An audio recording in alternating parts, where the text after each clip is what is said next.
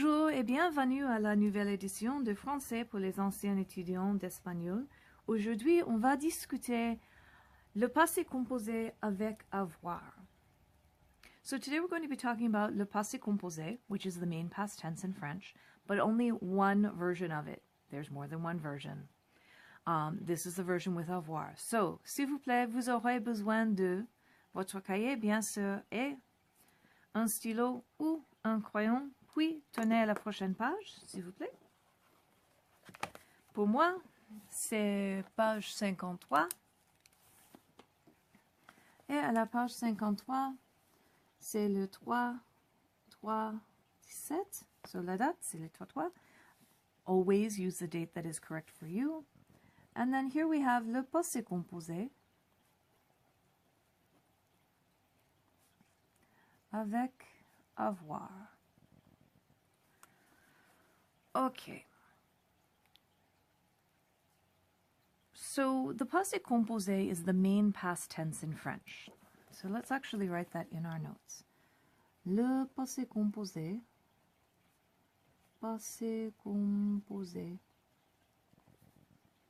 is the main past tense in French.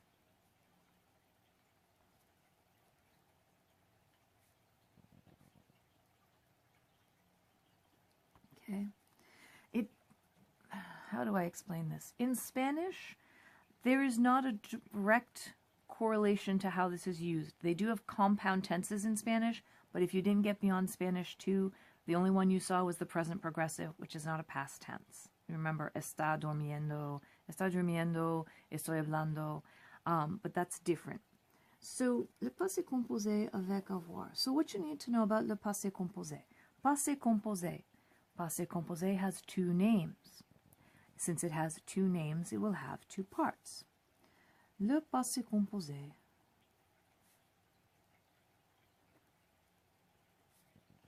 a deux parties. Okay, it has two parts.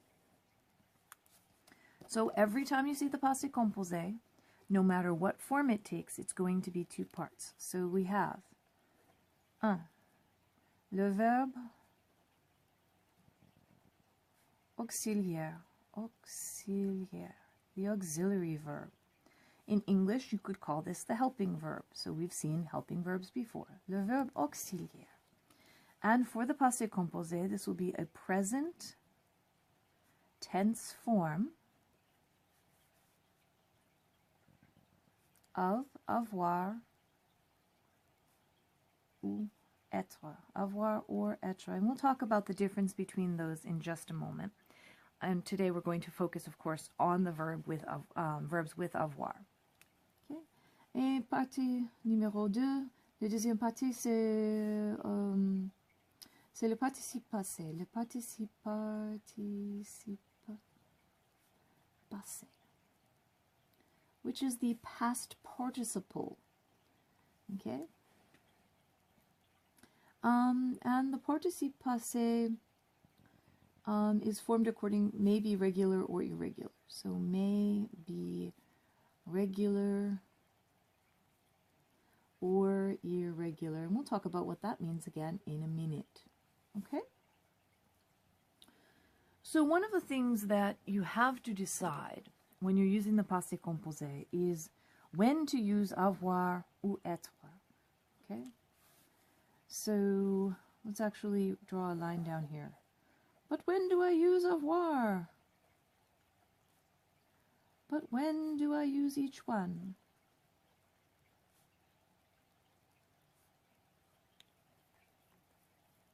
Okay. So I'm going to give you an answer that on the surface is not going to look very helpful. I promise it will become more clear in just a moment. So for avoir, avoir is used every place you don't use être. Wow, that's a really horrible. Everywhere I don't use être. That's a horrible answer, isn't it?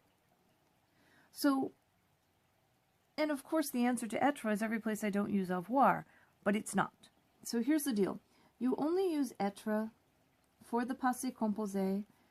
Use with the 16 Vandertramp verbs, Vandertramp. And they should all be capitalized like that. Use the 16 Vandertramp verbs. And reflexive verbs only. Remember those reflexive verbs that had two parts? Yeah. In the passé composé, they get pretty messy. And reflexive verbs only. So I know you don't know what a Vandertramp verb is right now. I know you're not sure how to put the reflexive verb in the passé composé, but just know that this is what it deals with. Now I promise all of your examples right now in your textbook and any example that I give you when you're doing passé composé avec avoir will only use avoir. So don't worry about this part right now. I'll do notes on that next. Okay? So how does this work? Well, let's review how to conjugate avoir in the present tense. Avoir, ça veut dire to have, which is a little bit weird to think about have being part of a past tense, but I promise it will become more clear. Avoir is to have. So we have, of course, j'ai, tu as, il, elle, on, il a, elle a, on a. And I know that you know that these share a form. However, since we're doing a new verb tense, I wanted to review to remind you that those do have the same form. Nous avons, vous avez, ils ont, elles ont. Okay? So these are the forms that we're going to use with the passé composé. Now, that's the first part. What does the second part look like? Le participe passé. Le participe passé.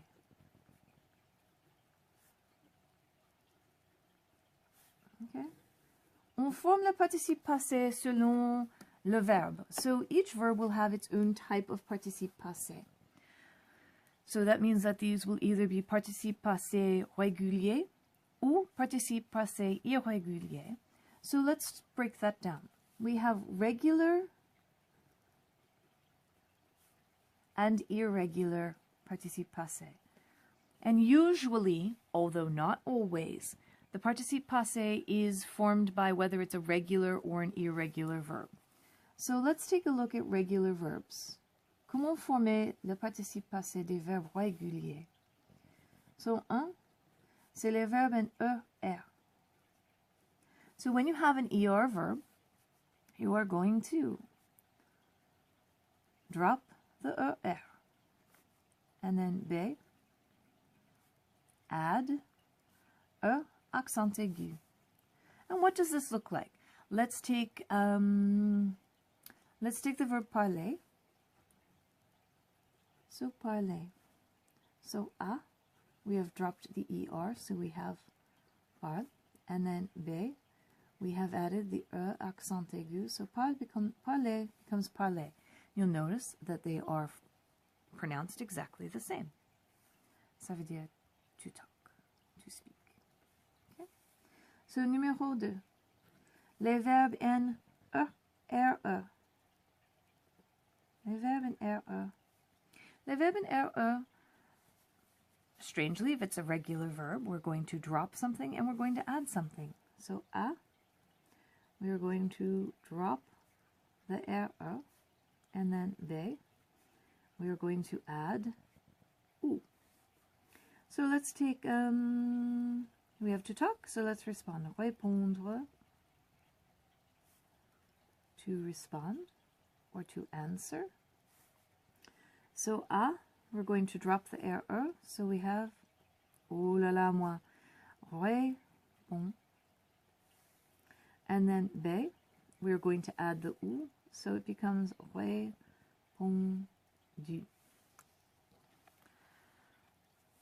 Maintenant, les verbes en IR. 3. Les verbes en IR. So A, what do you think our first step is going to be? Nice guess. We're going to drop the IR. So drop IR. Et puis, we're going to add E. Now, honestly, you could just drop the R. I understand that. However, we have a pattern going where we've dropped something and added something. So that's what we're doing. So let's take the verb choisir. Choisir, ça veut dire to choose. So A, we're going to drop the ER, so we have choise. And then B, we're going to add the E back, so choisi. Okay. Now, what does this look like when you put the two parts together? I've given you the two parts. So as you can see, we have the conjugated present tense form of avoir. And then we have les participes passés, mais les participes passés pour les verbes réguliers. So these are only the regular ones. And we'll go over some of the irregular ones in a bit. Okay. So how does this look when I put it together? So let's take the verb parler. Parler. To talk, to speak. So we have to have two parts for the passé composé. Passé composé, two names, two parts. Our first part is the auxiliary verb. Okay? So let's put that in. That's the easy part. We know how to do that part. J'ai, tu as, il a, elle a, on a, nous avons, vous avez, ils ont, elles ont. And you'll remember that on does not have a direct correlation plural. So then, because we have the passé composé and we need the second part, we have the auxiliary verb. Let's add our participe passé. So our participe passé works like this, that we drop the ER and we add an E. J'ai parlé. Tu as parlé. Il a parlé. Parlé, parlé. Parlez, parlez, parlez, parlez. Just start adding this in next to everything. Why? Because you have two parts. You have the present tense form of avoir, which will change, and the participe passé, which, for the most part, when working with avoir, does not change. There are, of course, exceptions to this, because French. Nous avons parlé, parlé, parlé, parlé. Okay? Now, when I want to use this in a sentence, there are translations. So, translations. Let's start with positive translations. J'ai parlé. You can translate this, just as you can translate present tense a couple of different ways, is I talked. I did talk. I have talked. And these are the three general translations of j'ai parlé. Hey, I found the have. Now it makes more sense why I would use avoir here. Look at that, I have a correlation. Of course, because it's French to English, it's not a direct correlation, and most of the time you're going to use I talked as your main translation. Okay? Now, how does this look if it's negative? Au négatif. Au négatif. All right, now, when you put a ne pas into a sentence to make it negative, generally speaking, you put the ne in front of the verb and the pas after it. Well, here I have two verbs. In general, do you remember what happened when we had the two-verb rule? You remember when we have two verbs working together in a sentence in French, the first verb changes, avoir, but the second verb doesn't, parler, and our negative usually goes with our first verb. And that's what we're going to do here. So let's pick another form. How about ils ont? They didn't talk. Ils n'ont pas parlé. So with the passé composé, make the auxiliary verb negative. Okay? I'm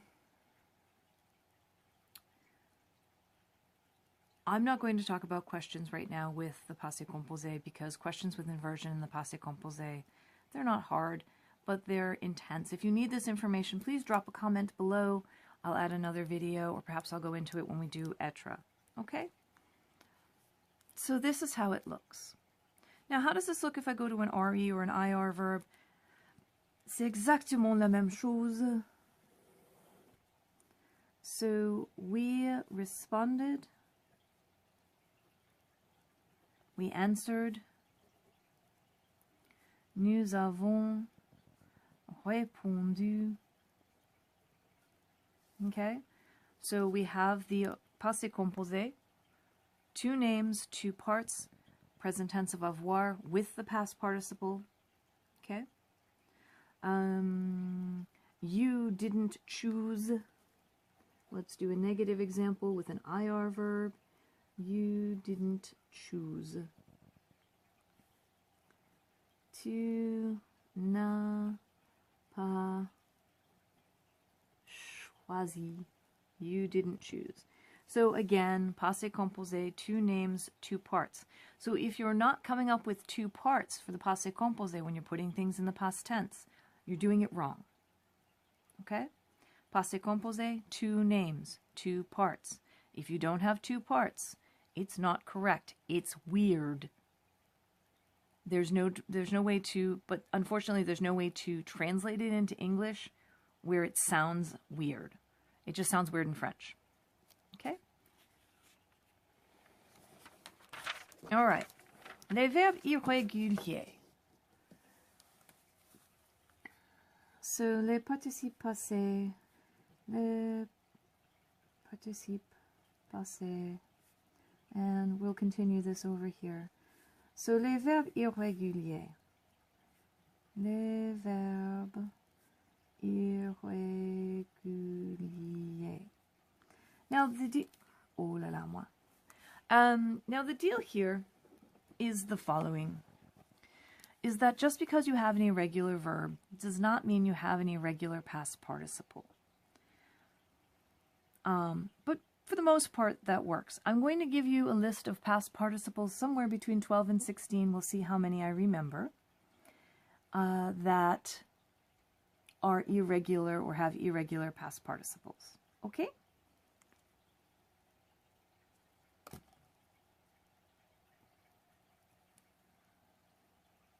Okay.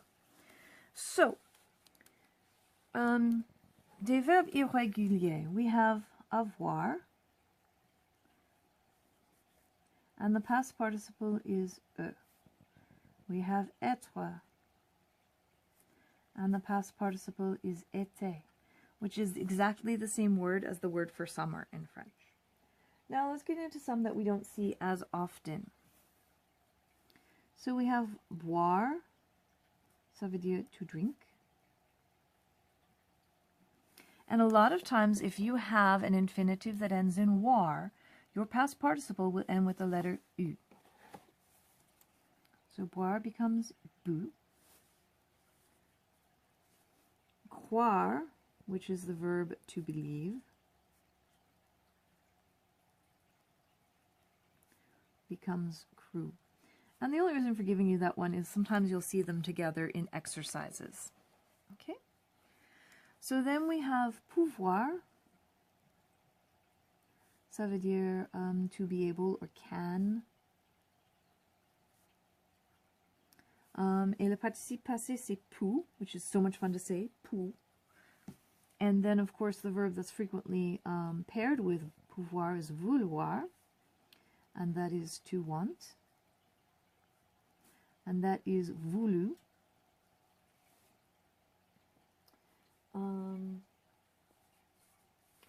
Then I'm going to give you some in no particular order that are pretty standard. Then I have lire and écrire. These verbs you will frequently see together. Lire, ça veut dire to read, and that's lu. And then we have écrire, ça veut dire to write. And while you'd think that would be écru, it's not. It's actually écrit. So I wrote, j'ai écrit. Then we have prendre and mettre. Now the deal with prendre and mettre is they don't look terribly irregular. You start taking lire and dropping the RE and adding a U, LIU starts to look a little bit strange. But prendre and mettre, they are two of the verbs that are frequently written incorrectly in the past participle by students of French. Puts my teeth on edge. So prendre, ça veut dire to take. And the past participle of prendre is pris.